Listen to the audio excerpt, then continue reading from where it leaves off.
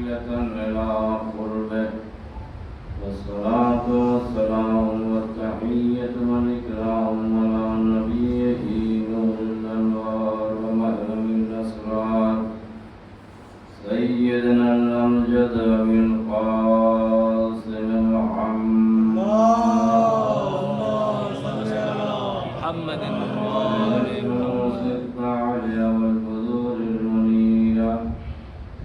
الذين استقم أنوارهم من نور الله عز وجل والذين جعل الله علم الأنبياء في علمهم وعز الأولياء في عزهم وسر الأصفياء في سرهم كالقطرة في البحر والذين هم أساس الدين وعماد اليقين إليهم يفيء الغالي بهم يلحق التالي وفيهم كلائم القرآن وهم ألسنة الصدق وذمة الحق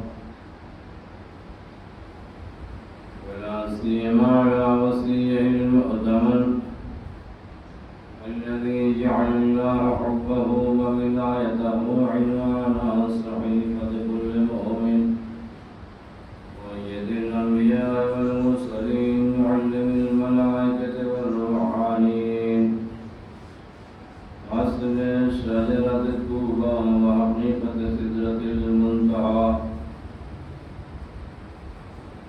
أما بعد وقال الحسين عليه السلام إن أهل بيت النبوة ومعدن الرسالة ومختلف الملائكة بما فتح الله بنا يختم إن مثلي لا يبايع مثل صلوات محمد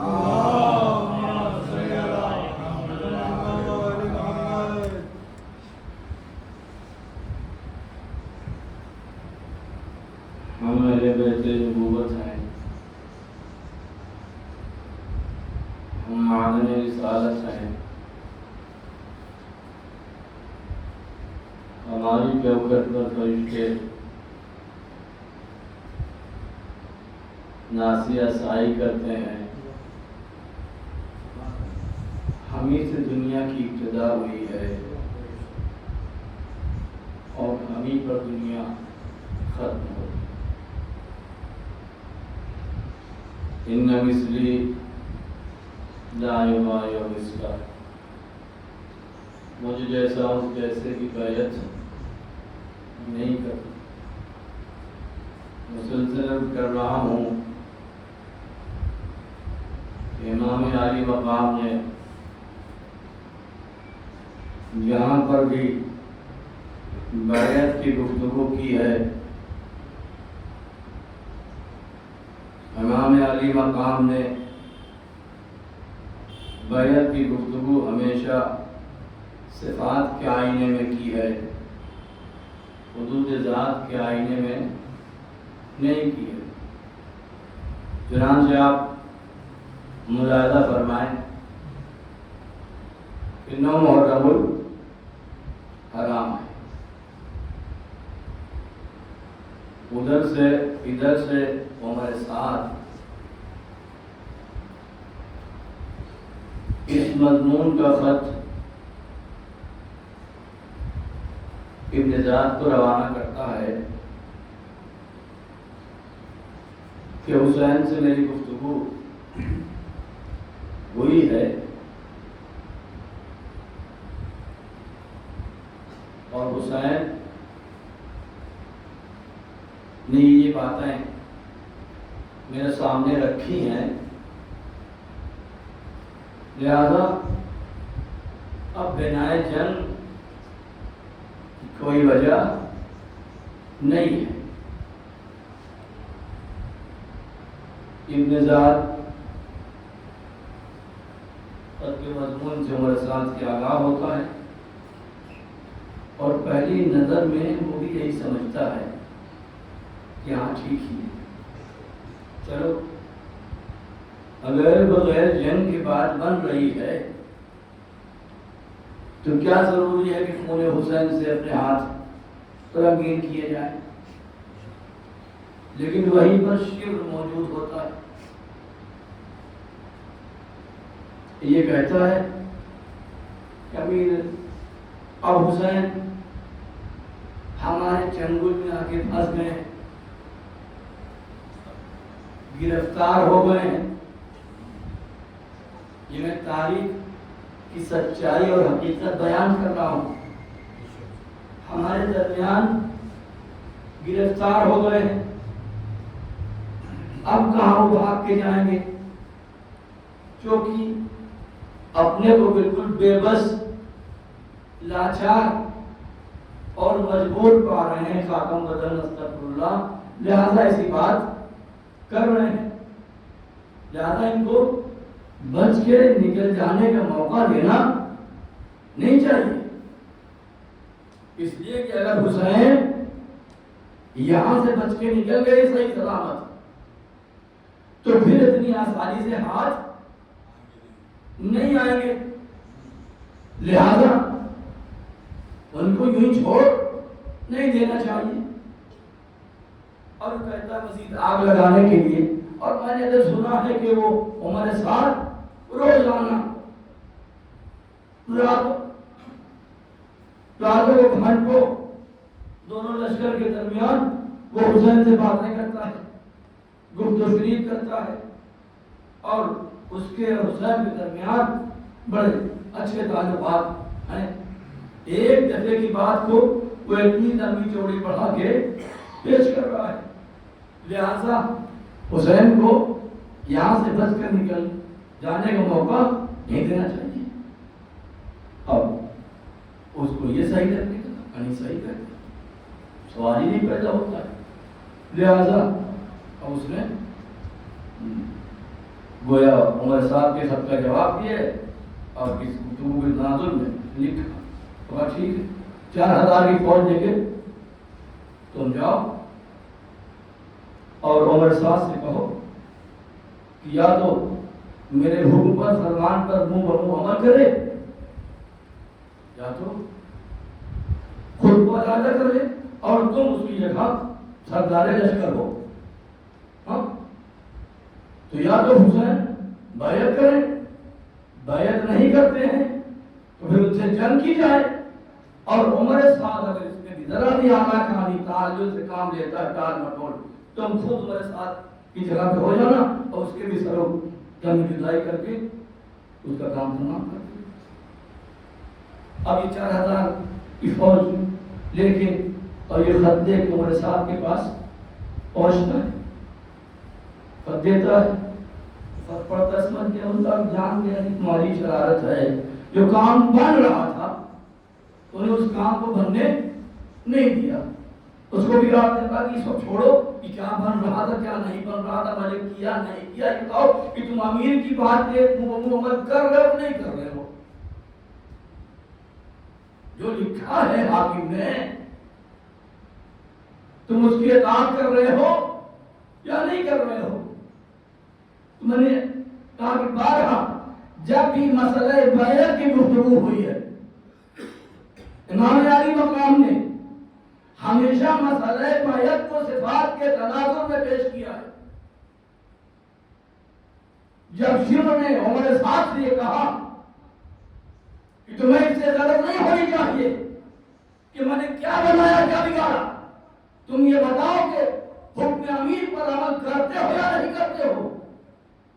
اس نے کہا نہیں عمل تو وہی کروں گا لیکن حسین بیعت تو نہیں کریں گے. حکم امیر پر عمل تو نہیں کروں گا. رہی بات بیعت کی تو حسین بیعت تو نہیں کریں گے. کیوں نہیں کریں گے؟ اس لیے کہ حسین کے پہلو میں ان کے باپ کا تیر دھڑک رہا ہے. حسین کے پہلو میں ایک ذلت سے انکار کر دینے والا دل موجود ہے. یعنی دشمن ہے، قاتل ہے، سر و گردن میں جدائی کرنا چاہتا ہے، لیکن وہ بھی مسئلہ بیعت کو صفات کے تناظر میں پیش کر رہا ہے. حسین کے پہلو میں ذلت سے انکار کر دینے والا دل دھڑک رہا ہے. یہ گفتگو بیعت کی صحابہ کے تناظر میں ہو رہی ہے. حسین کے پہلو میں ان کے باپ کا دل موجود ہے. کیا مطلب ان کے باپ کا دل موجود ہے؟ ادھر ادھر کی بحث میں جانے کی ضرورت نہیں ہے, الجھنے کی ضرورت نہیں ہے کہ علی نے بیعت کی تھی یا نہیں کی تھی, حسن نے بیعت کی تھی یا نہیں کی تھی. خود میرے ساتھ بیان کر رہا ہے کہ کل نہ ان کے باپ علی نے بیعت کی تھی, نہ ان کے بھیا حسن نے بیعت کی تھی, نہ یہ حسین بیعت کریں گے عزیز کی. صلوات پڑھو.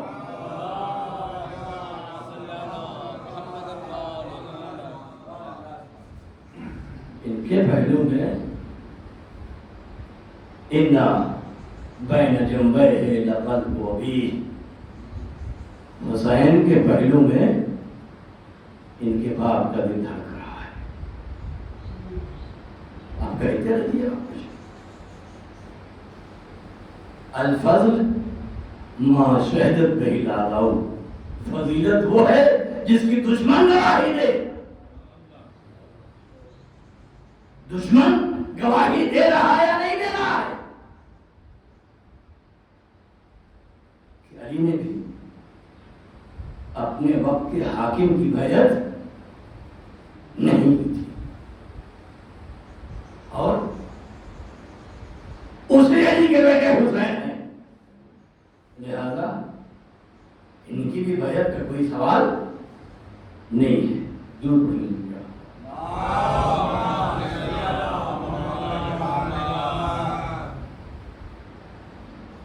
دیکھیے, حق و باطل کی جنگ میں, خیر و شر کی جنگ میں, جس دور میں, جس زمانے میں, جب کبھی جس کے درمیان یہ جنگ برپا ہوئی ہے, آپ اس جنگ کی تاریخ پڑھ کے دیکھ لیں کہ اس جنگ میں کسی بھی نمائندے پر آپ نے کسی بھی باطل نمائندے کے سامنے سرنڈر نہیں کیا, سر تسلیم خم نہیں کیا ہے, ہتھیار نہیں ڈالے ہیں. خیر و شر کی جنگ میں, حق و باطل کی جنگ میں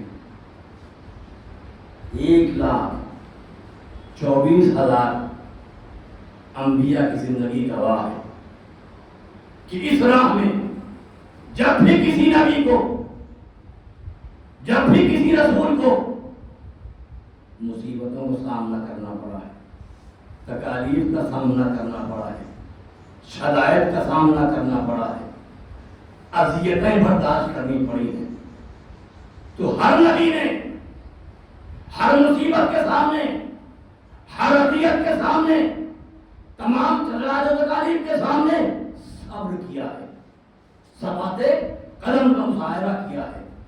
اور یہ ہر نبی نے, ہر رسول نے ہر مصیبت پہ صبر کیا ہے, یہ حسین ابن علی کی تعصی میں کیا ہے. یہ حسین ابن علی کی تعصی میں کیا ہے, حسین ابن علی کی پیروی میں کیا ہے. یہ کوئی ایسی بات نہیں ہے. چنانچہ مولا متقیان علی ابن ابی طالب فرماتے ہیں,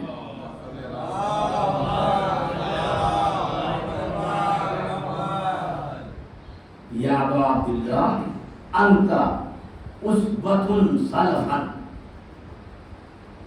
یہ کون کہہ رہا ہے؟ مولا کائنات علی ابن ابی طالب.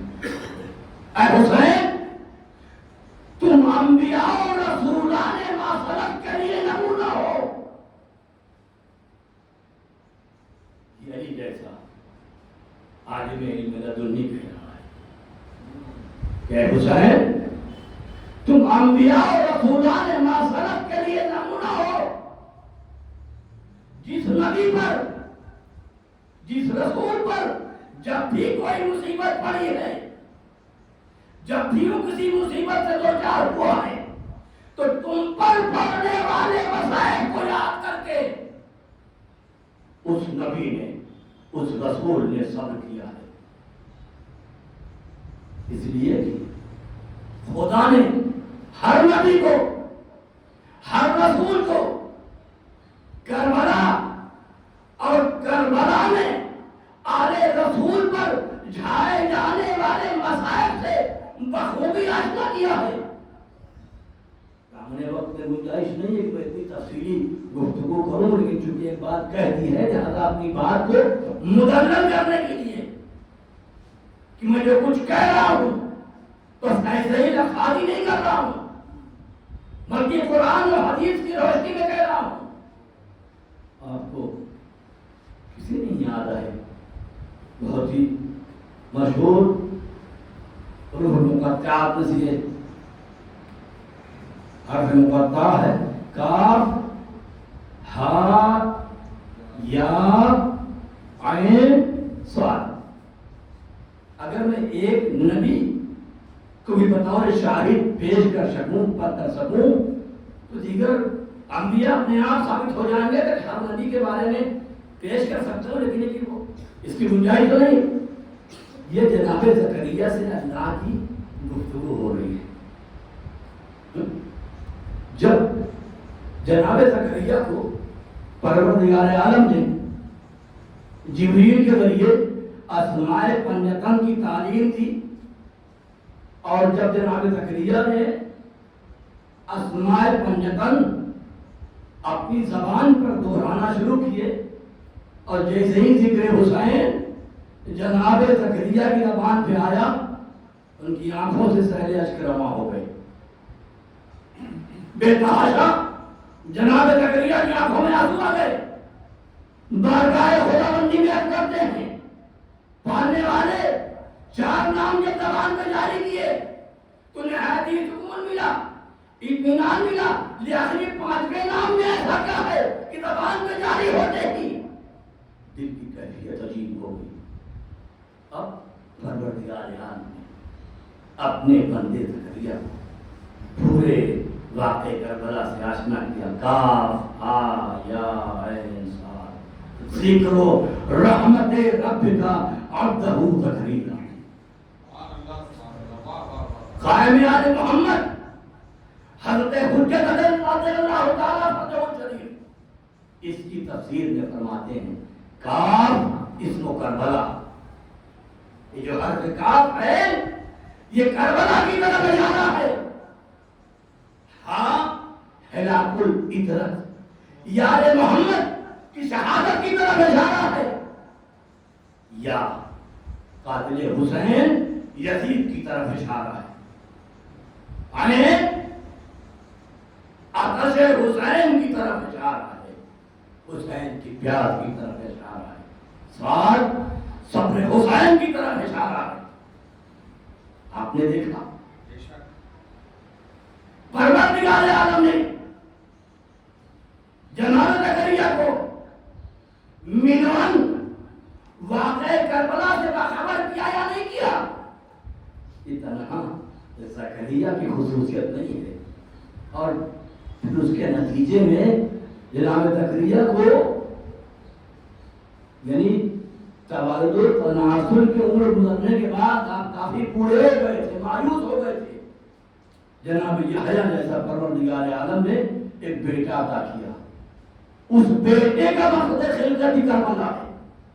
جب جناب زکریا نے پورا واقعہ کربلا سنا تو وہیں سے انہوں نے دعا کرنی شروع کی، پانے والے محمد مصطفیٰ، علی مرتضیٰ، فاطمہ زہرا، ایسی مصیبت سے دو چار مجھے بھی ایک ایسا بیٹا عنایت کر،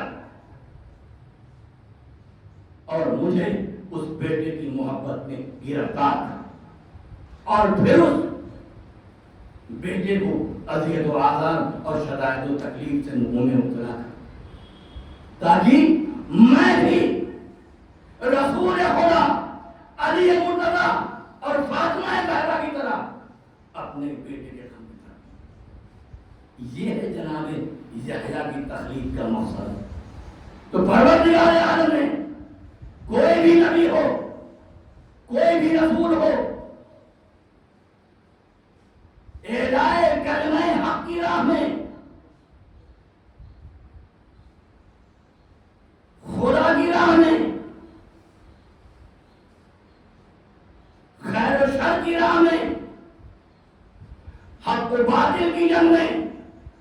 جب بھی کسی مصیبت، جب بھی کسی تکلیف سے دو چار ہوا ہے تو اس نے کربلا میں حسین پر پڑھنے والے مصائب و آلام کی تاثیر میں صبر کیا۔ ہر نبی کو، ہر رسول کو کربلا سے حوصلہ ملا ہے، کربلا سے ہمت ملی ہے۔ یہی وجہ ہے کہ امام فرماتے ہیں اے حسین تم انبیاء اور رسولان معصرت کے لیے اسوہ اور نمونہ ہو۔ تو ہر نبی کی ذات، ہر رسول کی ذات کے لیے حسین ابن علی اسوہ اور نمونہ ہے۔ تاریخ بشریت کے پاس اس سے بہتر کسی نمونے کا وجود نہیں ہے کہ جس نمونے کو دیکھ کر مصائب و آلام میں صبر کیا جائے۔ یہ تو انبیاء اور مرسلین کی بات ہے، لیکن یہ تو بالکل سامنے کی بات ہے۔ آپ اپنی روزمرہ کی زندگی میں دیکھتے رہتے ہیں، اور دیکھتے ہی نہیں رہتے ہیں بلکہ اس پر عمل بھی کرتے رہتے ہیں۔ آپ کا کوئی بھی مر جاتا ہے، آپ کا جب کوئی دنیا سے گزر جاتا ہے، اس دنیا سے اڑ جاتا ہے، تو آپ کیا کرتے ہیں؟ بوڑھا اٹھے، جوان اٹھے، بچہ اٹھے، مرد اٹھے، عورت اٹھے، آپ کرتے کیا ہیں؟ عزائے سید الشہداء برپا کرتے ہیں۔ یہ کیا ہے؟ یہ مظلوم کربلا کی تازی میں اپنے اوپر پڑنے والے شدائد و آلام و تکالیف کو آپ ان کا ذکر کر کے برداشت کرنے کی اپنے اندر ہمت پیدا کرتے ہیں، اپنے اندر حوصلہ پیدا کرتے ہیں، اپنے اوپر اس پڑنے والی مصیبت کو برداشت کرتے ہیں، صبر کرتے ہیں۔ حسین کی تاثیر میں، زینب کی تاثیر میں، سید سجاد کی تاثیر میں، یہ تو روزمرہ سامنے کی بات ہے کہ آپ اپنی زندگی کے شب و روز اس نمونے اور اس اسوے کے زیر سایہ گزارتے ہیں۔ تو ہر نبی نے، ہر رسول نے جب بھی اسلام کی راہ میں، دین کی راہ میں، شریعت کی راہ میں اس کو مصائب و آلام کا سامنا ہوا تو اس نے حسین کی تاثیر میں، حسین کی پیروی میں اس مصیبت پہ، اس علم پہ، اس تکلیف میں صبر کیا ہے۔ کیا مطلب صبر کیا ہے؟ اس کا مطلب یہ ہے یہ سب حسین ہے۔ اس کا مطلب یہ ہے کہ سب حسین ہے۔ اس صفت میں شرکت کی وجہ سے، اس صفت میں شرکت کی وجہ سے سب حسین ہیں۔ آدم بھی حسین ہے، لیکن حقیقی طور پہ نہیں، مجازی طور پہ حسین ہے۔ آدم بھی حسین ہے، لیکن حقیقت کے اعتبار سے نہیں۔ اس صفت میں شرکت کی وجہ سے آدم بھی مجازی طور پر حسین ہے۔ نوح حقیقت کے اعتبار سے نوح ہے، لیکن وہ بھی مجازی طور پر حسین ہے۔ ابراہیم بے اعتبار حقیقت ابراہیم ہے، لیکن مجازی طور پر حسین ہے۔ موسیٰ بے اعتبار حقیقت موسیٰ ہے، لیکن وہ بھی حقیقی مجازی طور پر حسین ہے۔ عیسیٰ بے اعتبار حقیقت عیسیٰ ہے، لیکن وہ بھی مجازی طور پر حسین ہے۔ اور اب مجھے کہنے دیجیے کہ خود محمد مصطفیٰ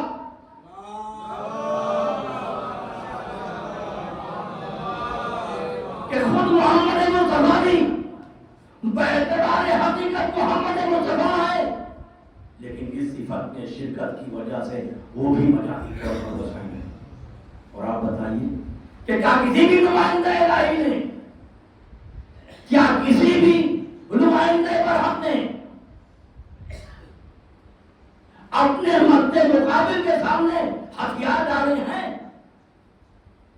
اپنے مد مقابل کے آگے سر تسلیم خم کیا ہے؟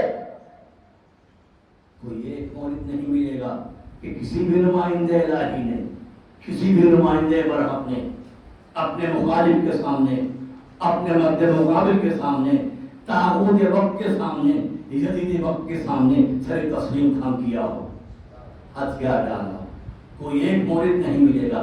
اما جب کسی بھی مجازی حسین نے اپنے دور کے کسی بھی مجازی یزید کی بیعت کی تو بھلا حقیقی حسین حقیقی یزید کی بیعت کرے۔ صلی اللہ علیہ محمد۔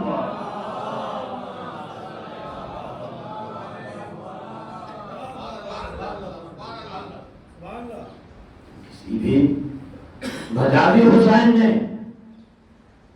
کسی بھی مجازی یزید کی بیعت کی تو کیسے ممکن ہے کہ حقیقی حسین حقیقی یزید کی بیعت؟ دیکھیے کہ انکار بیعت کی راہ میں حسین نے کوئی نیا کام نہیں کیا ہے، وہی کام کیا ہے جس کا آغاز، جس کی ابتدا آدم سے ہوئی ہے، اور وہی سلسلہ ہے جو آ کر حسین پر منتہی ہو رہا ہے۔ کسی بھی نبی نے، کسی بھی رسول نے کیا انکار بیعت کے وخیم اور بھیانک اور خطرناک نتائج سے گھبرا کے کیا ہار مان لی ہے؟ کیا اس کے موقف میں تھوڑا ضعیفہ کھایا ہے؟ کیا اس کے ثبات قدم میں ذرا بھی لفزش ہوئی ہے؟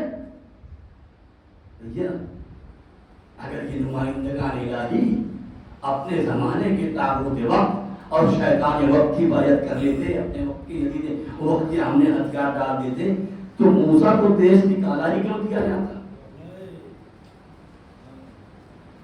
یہ موسیٰ کو دیش نکالا کیوں دیا جاتا؟ ایک دو دن نہیں، ایک دو سال نہیں، مکمل 10 برس در بدری کی زندگی گزاری ہے جناب موسیٰ نے۔ کہاں ہے جناب شعیب؟ یہاں خدمت کی ہے ان کی، 10 سال ان کی بکریاں چرائی ہیں، اس کے عوض میں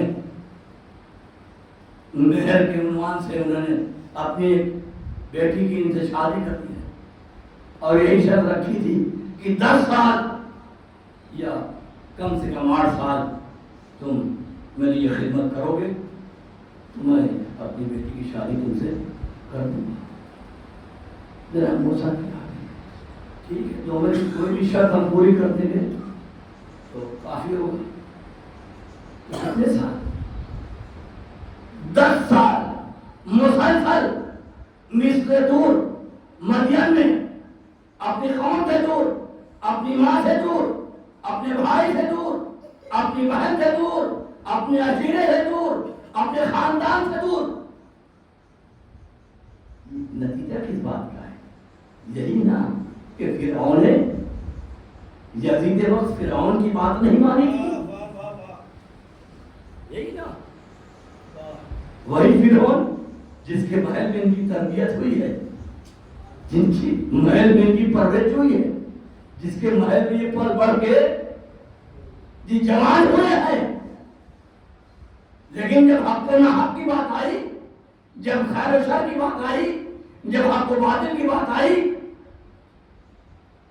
اب ان کے موقف میں ذرا بھی تبدیلی، ذرا بھی لوچ اور لچک کہیں دکھائی نہیں دیتی۔ نکال دیا گیا، نکال دیا گیا، در بدری کی زندگی گزارنی پڑی۔ کیا ابراہیم نے اپنے وقت کے یزید کے سامنے کیا کسی بھی قسم کا کوئی کمزوری دکھائی ہے، کوئی سستی دکھائی ہے؟ کیا ان کے ثبات قدم میں ذرا بھی فرق آیا ہے؟ کیا ان کے موقف میں کوئی بھی تبدیلی آئی ہے؟ اما تبدیلی آتی تو آگ میں کیوں ڈالے جاتے؟ تبدیلی آئی ہوتی تو آگ میں کیوں ڈالے جاتے؟ آگ میں ڈالے جانا اس بات کی دلیل ہے کہ ان کے بھی موقف میں ذرا بھی تبدیلی نہیں آئی ہے، تنہائی میں تھوڑی ڈالے گئے ہیں۔ ارے ان کو بھی دربدری کی زندگی گزارنی پڑی ہے۔ جناب عیسیٰ ان کی تو پوری زندگی ہی در بدری میں گزری ہے. ادھر ادھر پوری زندگی جنگلوں اور پہاڑوں کی خاک کھاندے پھرے ہیں. اور آپ جانتے ہیں کہ حضرت محمد مصطفیٰ کو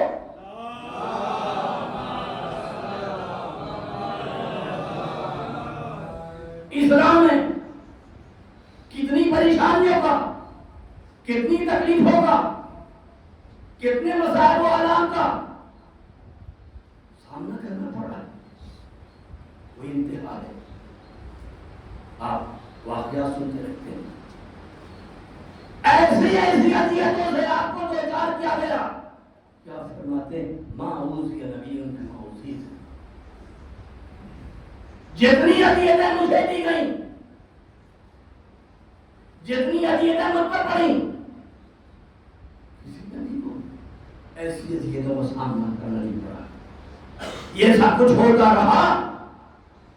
کیا کسی بھی نمائندہ الہی، کیا کسی بھی نمائندہ برا کے موقف میں ذرا سی تبدیلی آئی ہے؟ ہم جب مجازی حسینوں کے موقف میں ذرا سی تبدیلی نہ آئی، پھر حقیقی حسین کے موقف میں کیسے تبدیلی آ جاتی؟ صلوات بر محمد.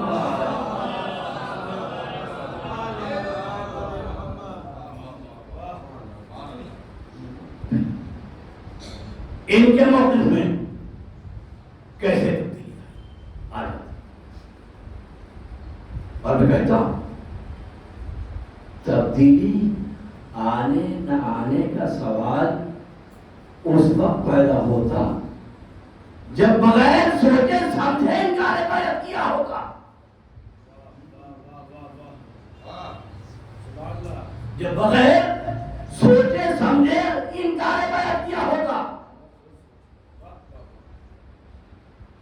حسین ابن علی نے سوچ سمجھ کر، جان بوجھ کر انکار بیعت کے نتائج سے بھلی بھانتی واقف ہوتے ہوئے انکار بیعت کیا ہے. اچھی طرح جانتے تھے کہ انکار بیعت کے نتائج کس طرح سامنے آئیں گے. وہ تو ماقابل تاریخ کی باتیں ہیں جو ہم تک کچھ پہنچی، کچھ نہیں پہنچی. لیکن حسین ابن علی کو انکار بیعت کے نتائج خود اپنی آنکھوں سے دیکھ چکے تھے نا.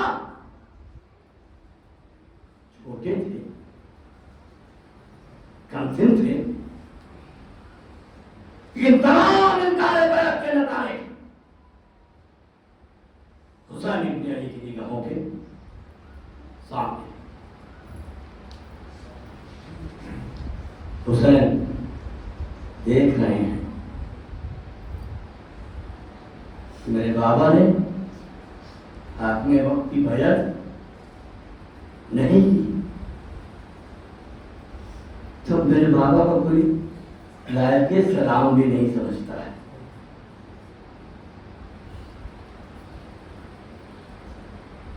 آپ گھر میں آتے ہیں، شہزادی پوچھتی ساری سنا ہے کہ تمہیں لوگوں نے سلام کرنا چھوڑ دیا ہے. اور واقعی بنت رسول اگر سلام کرنا چھوڑ دیا ہوتا نا تو پھر بھی صبر ہو جاتا. مصیبت یہ ہے کہ علی سلام کرتا ہے، کوئی سلام کا جواب نہیں دیتا.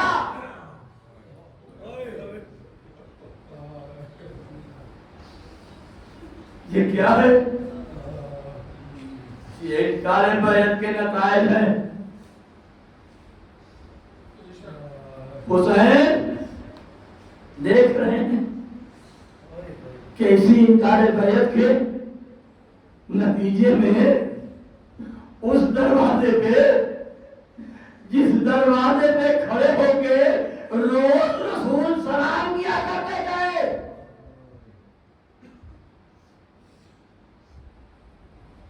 السلام علیکم یا اہل البیت، اسی دروازے پر وہی مدینہ والے ہیں آگ اور لکڑیاں لے کے موجود ہیں، یہ سب حسین اپنی آنکھوں سے دیکھ رہے ہیں. یہ نتیجہ انکار بیعت. کیا اس گھر کو آگ لگا دو گے جس میں رسول کے چھوٹے چھوٹے بچے پورا کرے؟ نتیجہ ہے انکار بیعت ہے. آگ لگا دی جاتی ہے، یہ نتیجہ انکار بیعت ہے. رسول کی بیٹی کو در و دیوار کے درمیان پیٹ دیا جاتا ہے، یہ نتیجہ انکار بیعت ہے. ہر مولا علی جیسے بہادر کی گردن میں رسی کا پھندا ڈال کر کشا کشا پھینکتے ہوئے مسجد النبی میں لے جایا جاتا ہے. اور مولا یہ نتیجہ انکار بیعت ہے. ارے حسین زہرا کا لال ہر نتیجہ انکار بیعت کو اپنی آنکھوں سے دیکھ رہا ہے. یہ سب کچھ جو کچھ ہو رہا ہے یہ نتیجہ انکار بیعت ہے. اگر آج رسول کی بیٹی کے ساتھ مدینے میں یہ سب کچھ نہ ہوا ہوتا تو کسی کی اتنی ہمت نہیں تھی کہ کربلا میں آنے رسول کے ساتھ. حسین سب کچھ اپنی آنکھوں میں دیکھ رہے ہیں، لہذا زہرا کے لال نے جان بوجھ کر سوچ سمجھ کر انکار بیعت کیا. اب آپ سوچ سکتے ہیں کہ ہر ایک چیز کی قربانی حسین نے ادا کی. آخر اسی سے سوچیے کہ حسین کے اقرار بیعت پر اور انکار بیعت پر نہ جانے کون کون سی چیز داؤ پہ لگی ہوئی ہے. اس حسین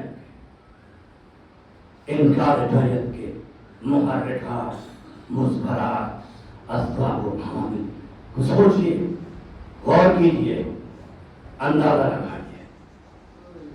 ہمارے باپ اعظم کربلا کی کس مصیبت کو آپ چھوٹی کہیں، کس مصیبت کو آپ بڑی کہیں؟ کربلا کی ہر مصیبت اپنی جگہ پہ سب سے بڑی مصیبت ہے. یہی کہا تھا جبرائیل علیہ السلام جناب آدم سے، اے آدم ولدک ھذا یصاب بمصیبۃ تظہر عند المصائب.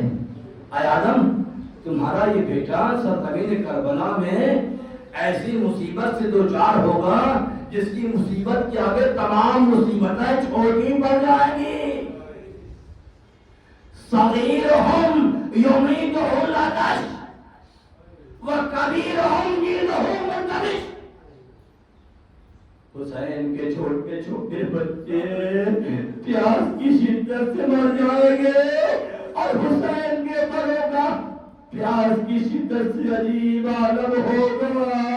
زبان میں کانٹے پڑ چکے ہوں گے اور بھر چکے ہوں گے، آنکھوں کے سامنے اندھیرا چھا گیا ہوگا. اجرکم اللہ، خدا کو کسی غم نہ لگائے سوائے غم مظلوم کربلا کے. اور میں نے ایک روایت دیکھی کہ کسی نے بقراط حکیم سے پوچھا، اے بقراط یہ بتاؤ کہ کریم انسان کے لیے سب سے تلخ اور کڑوی بات کیا ہو سکتی ہے؟ بقراط کہتا ہے کہ کریم انسان کے لیے سب سے زیادہ کڑوی اور تلخ بات یہ ہے کہ اس کو کسی کمینے کے سامنے دستے سلام دراز کرنا پڑے. سب سے تلخ اور کڑوی بات یہ ہے کہ اس کو کسی کمینے کے سامنے دستے سلام دراز کرنا پڑے. اللہ نے حسین پر شیر خار ہے، میدان کارزار میں چشمہ کو اپنے ہاتھوں پر اٹھا کے لے آئے اور کہتے ہیں ارے تم لوگوں نے میرے اصحاب کو مار دیا، تم لوگوں نے میرے انصار کو مار دیا، ارے تم لوگوں نے میرے قاسم کو مار دیا، تم لوگوں نے میرے امن و محمد کو بھی نہ چھوڑا، تم لوگوں نے میرے بھائی عباس کو بھی نہ چھوڑا، میرے علی اکبر کو بھی تم نے شہید کر دیا۔ دیکھو میرے دامن میں فقط یہ 6 مہینے کی جان ہے، ارے مجھ پر اگر نہیں تمہیں رحم آتا، حسین پر تمہیں طرف نہیں آتا، تمہیں اس صغیر پہ تو طرف کھاؤ، یہ پیاس سے جان رب ہے، پیاس سے تڑپ رہا ہے، میرے شیر خار کو ایک گھونٹ پانی پلا دو۔ اجرکم اللہ، خدا تو کسی غم اللہ ہے اور وہ امام نے بشیر کے لیے پانی مانگنے کے لیے نہ جانے کیسا کیسا لب و لہجہ اختیار کیا ہے، اور وہ کبھی ایسی بات کہتے ہیں جو عام حالات میں ایک معمولی انسان بھی نہیں کرتا ہے، کبھی کہتے ہیں کہ دیکھو کیا تم دیکھ نہیں رہے ہو الا ترون کیف یتنزل شانہ، ارے کیا تم دیکھ نہیں رہے ہو کہ میرا اصغر کیسے پیار سے جاں بلب ہے، ارے کبھی کہتے ہیں کہ دیکھو اس کی ماں کی چھاتی میں دودھ خشک ہو گیا ہے، اگر اس کی ماں کی چھاتی کا دودھ خشک نہ ہوا ہوتا تو حسین تم سے سوال آپ نہ کرتا، ارے میرے اصغر کو ایک گھونٹ پانی پلا دو۔ اور تاریخ کربلا میں مجھے کہیں نہیں ملتا کہ زہرا کے لال نے کبھی آپ کو یاد کیا ہے، ارے یہ پہلا موقع ہے جہاں زہرا کے لال نے اپنے شیعوں کو یاد کیا، اپنے چاہنے والوں کو یاد کیا۔ فرماتے ہیں شیعتی مہما شرفتم ازبمائن فذکرونی او سمعتم بشہید او غریب فانظرونی، اے میرے شیعوں ارے جب تم ٹھنڈا پانی پینا تو مجھ غریب کی پیاس یاد کر لینا، آپ کو یاد کرتے ہوئے کہتے ہیں لیتکم فی یوم عاشوراء جمیعا تنظرونی، اے میرے شیعوں اے میرے چاہنے والوں، ارے کاش کہ تم عاشوراء کے دن ہوتے تو تم دیکھتے کہ میں اپنی چشمہ کے لیے کس کس طرح پانی مانگ رہا اور کوئی ایک قدر آپ دینے والا نہ تھا۔ اجرکم اللہ، جزاکم ربکم خیر جزا۔ اور بات یہ علی اصغر کی مصیبت حسین کے لیے نہ جانی کیسی مصیبت تھی، کسی بھی مصیبت میں پروردگار عالم نے حسین کو تعزیت نہیں پیش کی، حسین کو تسلیت نہیں پیش کی، زہرا کے لال کو مشیت نے کسی بھی مصیبت میں پرسہ نہیں پیش کیا، لیکن یہ جانے کیسی مصیبت تھی کہ رشیت نے زہرا کے لال کو ان الفاظ میں پرسہ پیش کیا، اے زہرا کے لال، اے میرے پیارے حسین، اگر تیرے ہاتھ ہو کر تیرا چشمہ تیرے ظلم کا نشانہ بن گیا تو کچھ غم نہ کھا، اے حسین میں نے علی اصغر کے لیے جنت میں ایک دودھ پلانے والی کا انتظام کیا ہے، دعو فإن لهم مرجعا في الجنة بحرها وغيرها، بس مسائل کی آخری منزل ہے اور آپ کی رحمت تمام اللہ تعالیٰ کیف یتلذذ شانہ، کیا تم نہیں دیکھ رہے ہو کہ میرا غر پیاس سے کیسے جمع طلب ہے؟ ہاں باب عذاب، یہ لفظ جو یہ کی ہے یہ صرف مچھلی کے لیے استعمال ہوتی ہے۔ آپ جانتے ہیں کہ ایک کا ذبیحہ ایک طرح نہیں ہوتا، ہر جانور کے ذبیحے کا مختلف انداز ہوتا ہے، مختلف انداز ہوتا ہے، مختلف طریقہ ہوتا ہے۔ مچھلی کا ذبیحہ یہ ہے کہ مچھلی کو پانی سے نکال لیا جائے، یہی اس کا ذبیحہ ہو گیا۔ ہر باب لیکن آپ دیکھتے ہوں گے بالکل سامنے کی بات ہے کہ جب مچھلی کو پانی سے نکالا جاتا ہے تو مچھلی پر 3 کیفیتیں طاری ہوتی ہیں۔ جب اس کو پانی سے نکالا جاتا ہے تو پہلے مرحلے میں مچھلی خوب زور سے تڑپتی ہے، اچھلتی ہے، فضا میں بلند ہوتی ہے، لیکن یہ حالت تاخیر قائم نہیں رہتی ہے۔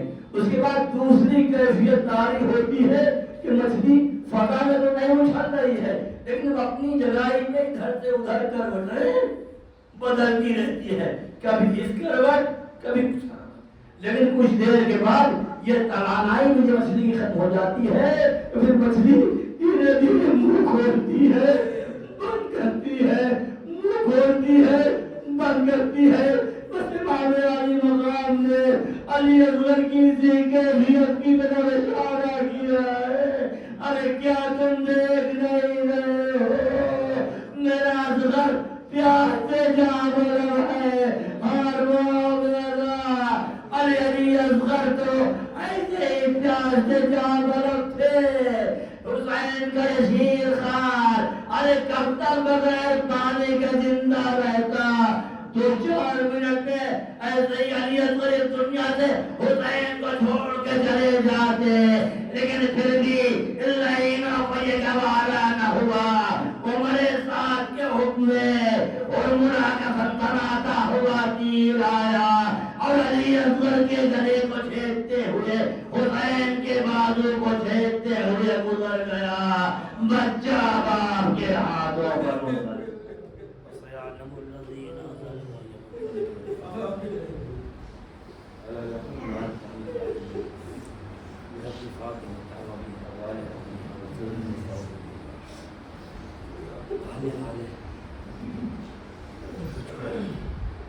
محمد علی محمد کے پاس ہمیں زمانہ کی تو اور تعلیم اور ہم کو ان کی آواز اظہار میں شمار ہے۔ ہمارے صالحہ کی توفیق کرامت ہمارے رضیلہ سے محفوظ دنیا میں جہاں کہیں بھی شیعان کے علی محمد آزادارہ میں سے گزر چکا ہے، ان کے جان مالی تطاہر کی حفاظت ہے۔ محمد والی تحریم نہ کرنا اس